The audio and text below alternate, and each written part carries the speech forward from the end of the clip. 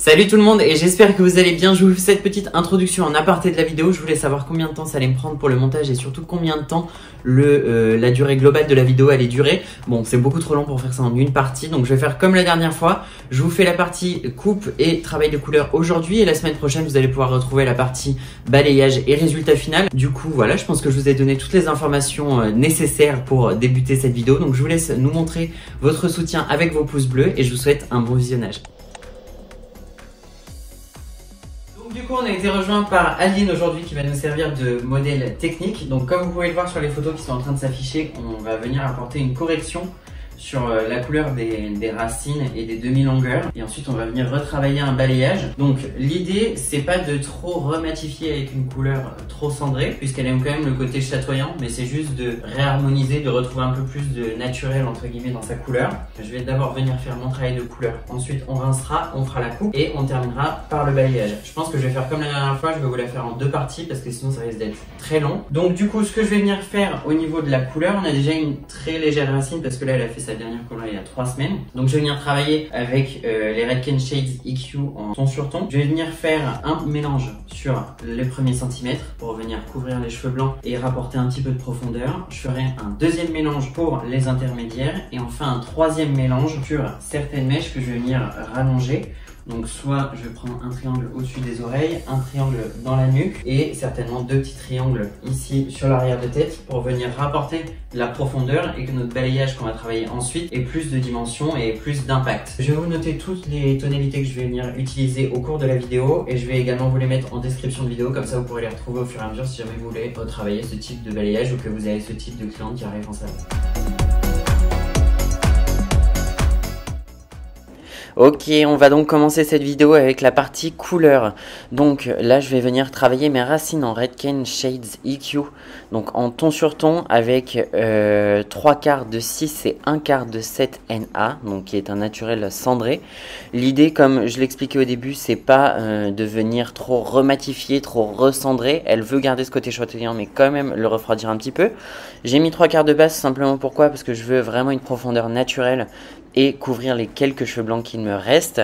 Donc comme vous pouvez le voir au niveau de l'application, je fais toujours mon quadrillage pour avoir un travail le plus propre possible. Je vais d'abord faire mon quart arrière, le premier, puis ensuite le deuxième pour avoir un travail le plus propre possible, que la cliente ne se retrouve pas avec les cheveux pendant les 10-15 minutes d'application sur le visage. C'est vraiment très important d'y faire attention. Je vais appliquer sur les 2 premiers centimètres, mais je ne vais pas non plus m'étirer trop. Je viendrai ensuite étirer avec le peigne, ça vous le verrez ensuite au moment du travail de la deuxième partie.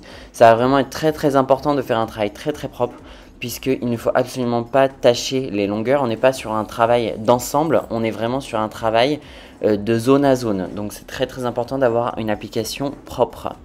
Maintenant, on va donc passer à la deuxième partie de cette coloration, c'est-à-dire le travail des intermédiaires. Donc là, j'ai fait quasiment l'inverse de ma première préparation. J'ai fait 2/3 de 7 NA pour 1/3 de 6. J'ai quand même mis 1/3 de 6 puisqu'on est quand même sur une base relativement foncée.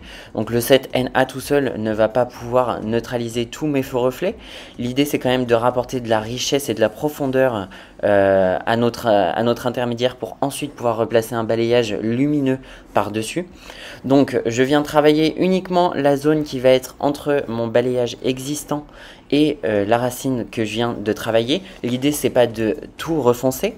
Ensuite, j'utilise, comme vous pouvez le voir, un peigne pour venir mélanger les deux, les fondre le plus possible. Bien sûr, on fait attention, on n'accompagne pas le mouvement jusqu'à la pointe, sinon on risque d'apporter de la couleur sur les pointes et dans ces cas-là, on risque finalement de faire des taches, chose qu'on veut absolument éviter puisque, encore une fois, on ne fait pas un travail global, on fait un travail zone par zone.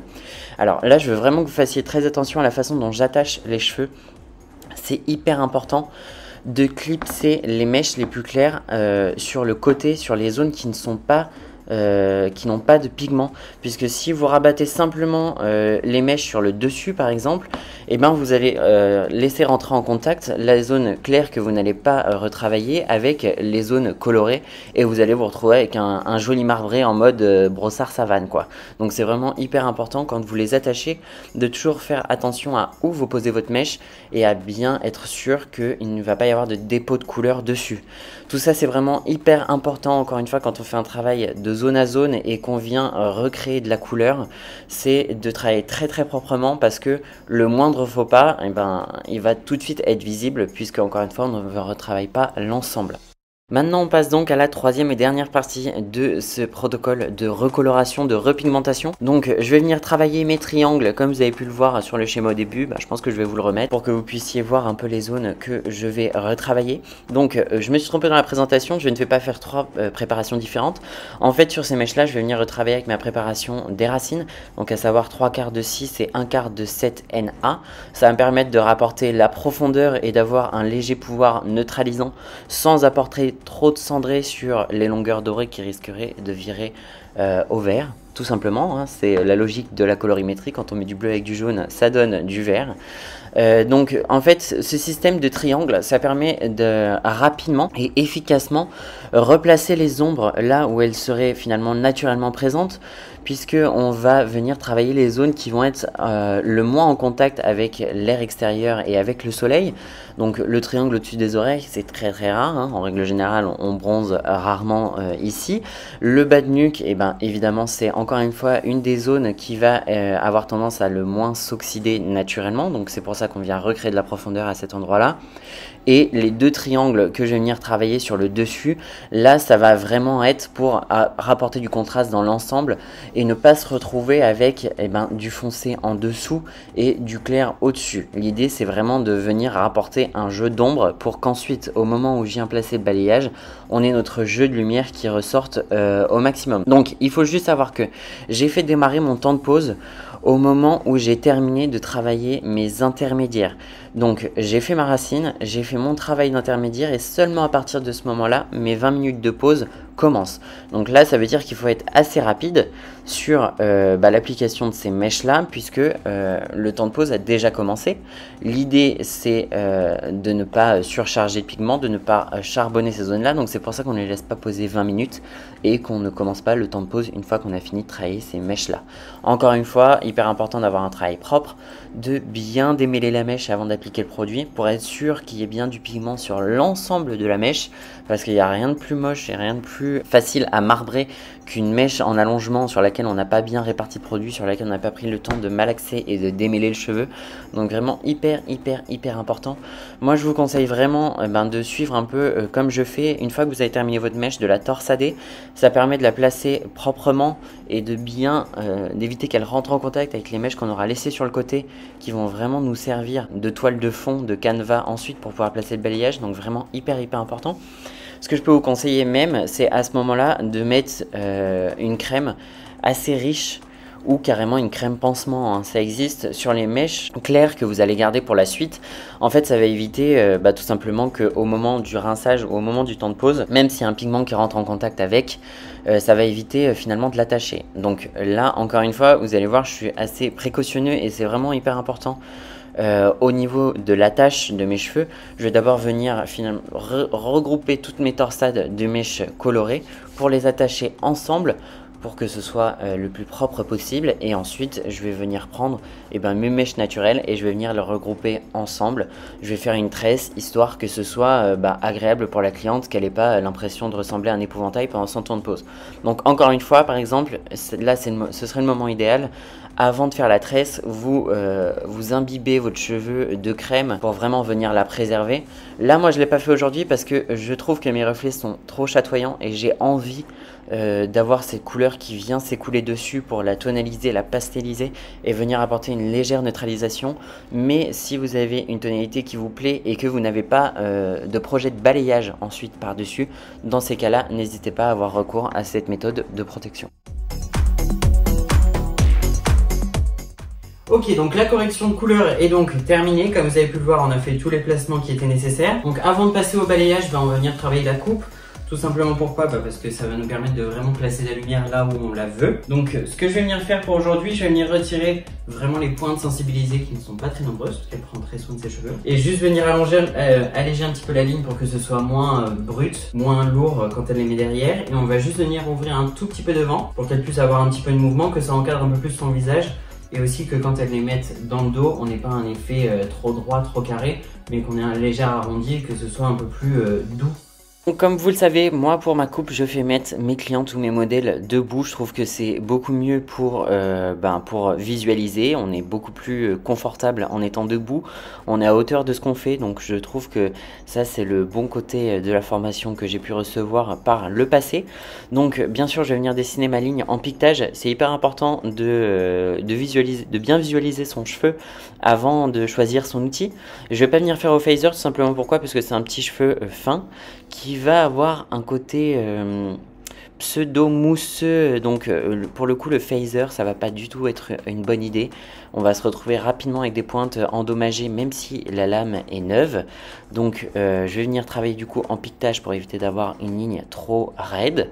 Ensuite je vais venir travailler mes côtés. Donc pour les côtés, comme d'habitude, la cliente face à soi, la tête de profil, et on vient vraiment bien peigner, bien plaquer ses cheveux.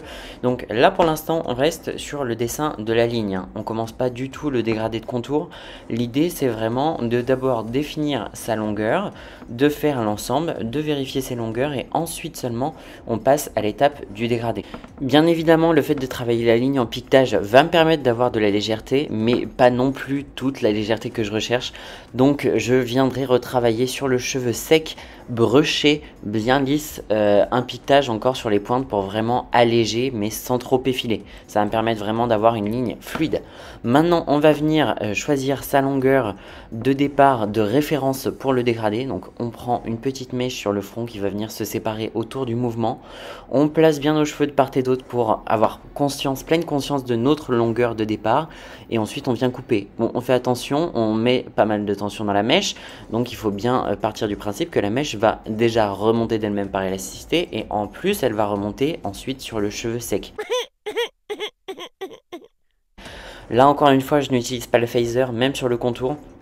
Donc je vais venir faire en ciseaux glissés, ça va me permettre d'avoir un dégradé relativement doux mais quand même assez défini. Je vais venir reprendre les petites zones qui dépassent en piquetage pour être sûr d'avoir une ligne impeccable au niveau de mon dégradé. Pour ce qui va être de l'apprentissage du choix des outils, ça va venir au fur et à mesure, hein, au fur et à mesure des coupes que vous allez faire, du retour de vos clientes. Vous allez finir par apprendre et à comprendre quel type d'outil convient à quel type de cheveux, etc. Donc c'est vraiment important de prêter attention à ce que vous dit votre cliente quand elle revient vous voir. Elle va vraiment vous donner les clés pour qu'au fur et à mesure vous puissiez évoluer dans ce sens-là, parce qu'on peut avoir la meilleure technique, la meilleure visualisation, si on utilise le mauvais outil, et ça peut flinguer tout le résultat. Donc là je vais terminer la coupe, je vais faire mes retouches sur cheveux secs, le brushing, et ensuite on se retrouve pour le résultat.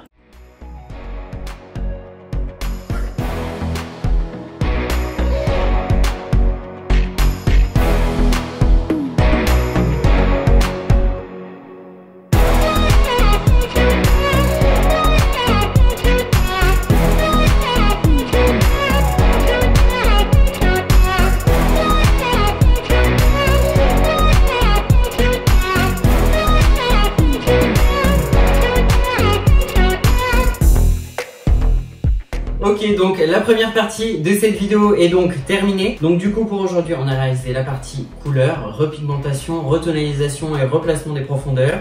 On a également réalisé la coupe, et du coup la semaine prochaine vous allez pouvoir retrouver la deuxième partie qui va être le balayage et donc le résultat final. On va venir rapporter la lumière dans tout cet ensemble. Donc du coup n'oubliez pas d'activer la cloche de notification pour être au courant de la prochaine vidéo qui va sortir, qui sera donc le balayage. Likez, vous abonnez, et puis voilà, je crois que je vous ai tout dit. Donc je vous souhaite un bon week-end et je vous dis à la semaine prochaine. Salut!